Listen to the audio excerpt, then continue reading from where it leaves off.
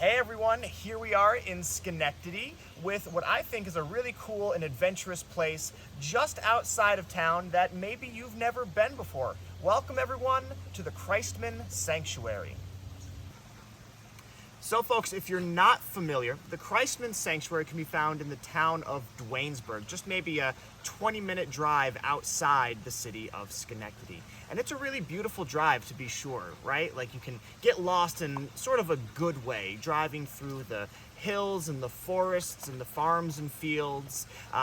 They go on for miles and miles and miles, and it's very pretty from the roadside, don't get me wrong. But it's not everywhere that you can stop and get out of your car and take advantage of the natural beauty this area has to offer. Except for right here. Here at the Christman Preserve, there is quite a lot to explore and to see, and well, you might just be surprised at the history of this place as well. The history of, well, starts with these two folks right here. William and Catherine Christman, a married couple who became stewards of this land and who made it available for all of us so many generations later.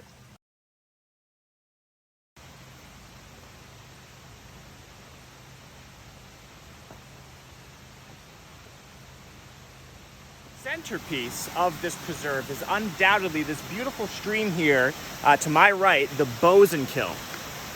Now, if you're not familiar with the Dutch language, you might not know what Bozenkill means, but boos in Dutch, might be mispronouncing that, but it means angry, it means mad, and you can probably see where the stream would get its name from all the many waterfalls and rapids along its very precipitous decline from where we are in the hills up above Duanesburg, up on the Helderberg Escarpment. It drains the wetlands around here, flowing down about 500 feet on its way towards Albany. It would intersect with the Normanskill, where historically it had a confluence, it had a junction. Nowadays that junction is all swamped in the Watervliet Reservoir in the town of Guilderland.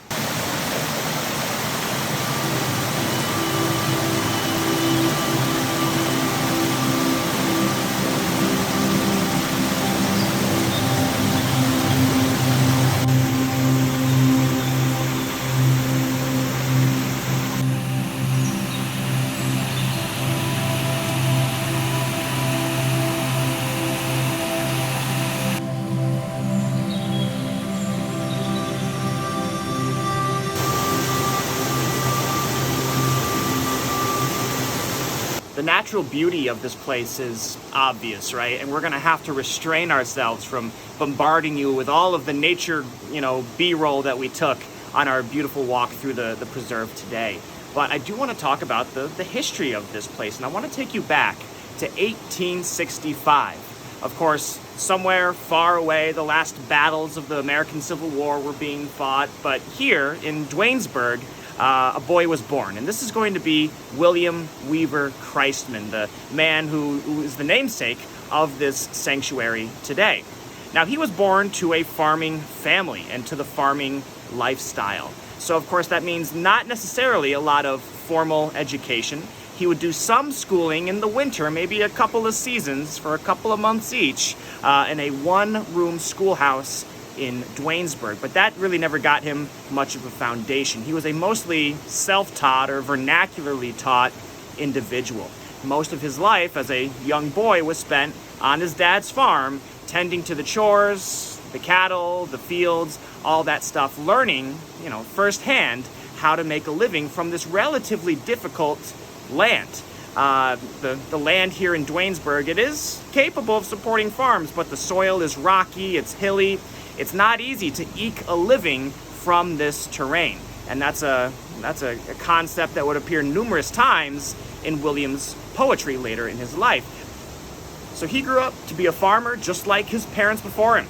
Again, making a living from the land. He farmed until he was 59 years old, when he looked around and realized that the land wasn't really producing as much as he needed it to.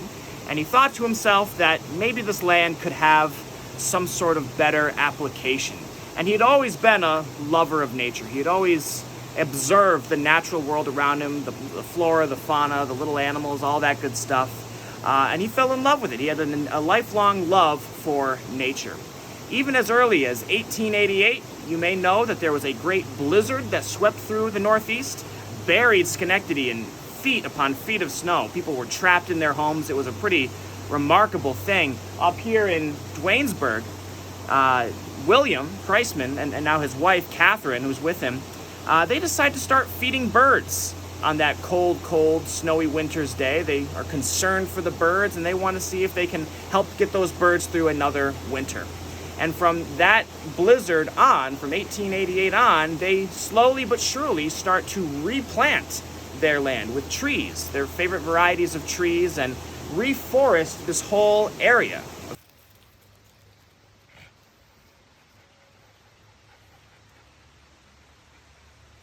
So in that cold winter of 1888, William and Catherine Christman took their first steps towards what would eventually be a lifelong goal of recreating their land from the farm that it was to, well, a natural preserve that it is now. And that's a lot of hard work. Farmers are used to hard work, but usually it's hard work with some kind of tangible benefit to be had.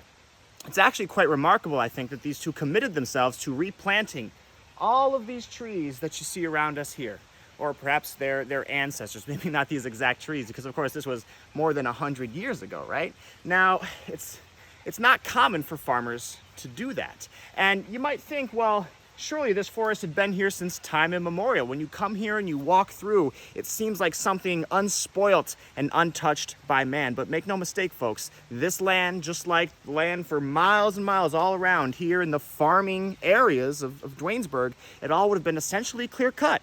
All the biggest trees taken for lumber, the smallest trees cleared for space, whether that's space to till or plant your crops, or just space for pasture, for sheep and for cows to graze.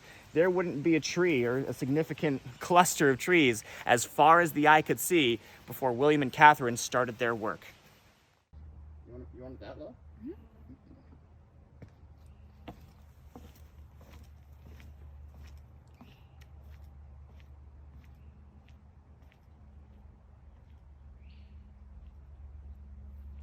So at age 59, William Christman started to take a step back from the farming that he had known his whole life as a boy, as a man. He had raised his kids as a farmer as well. And he started to focus on something, well, wholly new for him. He had always been a lover of nature. He had always been a lover of literature. And in fact, even though he had very limited formal schooling, he had taught himself, well, he had read himself all of Shakespeare's classic works. So he had experience with letters and with poetry.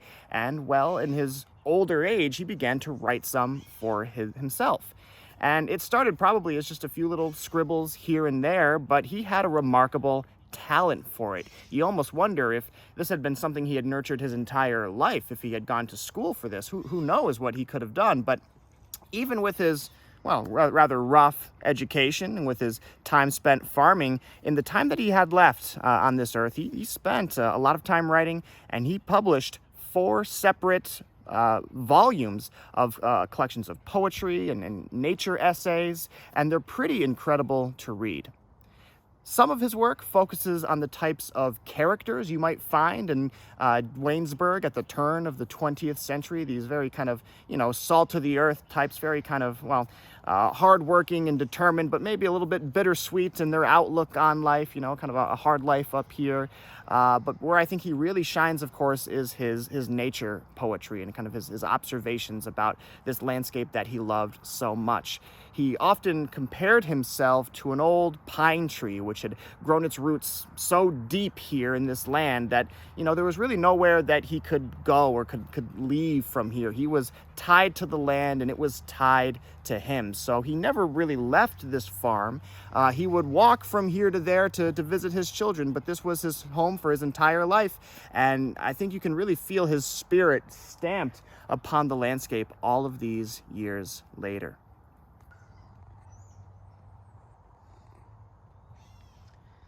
even in his own lifetime, the poetry of William Christman was actually recognized by some pretty notable figures in the literary world.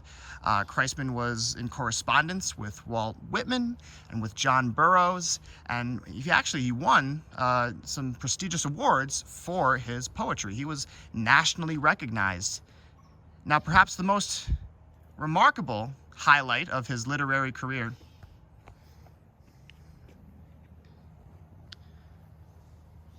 Now, perhaps the most remarkable visit from a literary notable would be when Robert Frost came to visit William Christman here at the farm, here at the land that we're walking on now. Of course, Frost was a legend in his own time. Perhaps you know Frost's poetry. He's a little bit more of a famous figure than our local Christman here. So they got in contact, and perhaps they admired each other's work, but Frost came to visit with Christman, and they went walking here in the woods, the very woods that Christman himself had planted. But gosh, they weren't gone for more than a few minutes before they both came storming back to the house in a little bit of a state of disquiet. And apparently something had happened between these two, some kind of argument, some kind of dispute. Perhaps they were both a little bit stubborn and proud, and any little thing could have set off the other's pride. But Robert Frost decided that he had to go right then and there, and he never came back. So who knows what transpired between those two, these two elder poets here at Christman Preserve. But it must be a story that would be, well, quite interesting to share.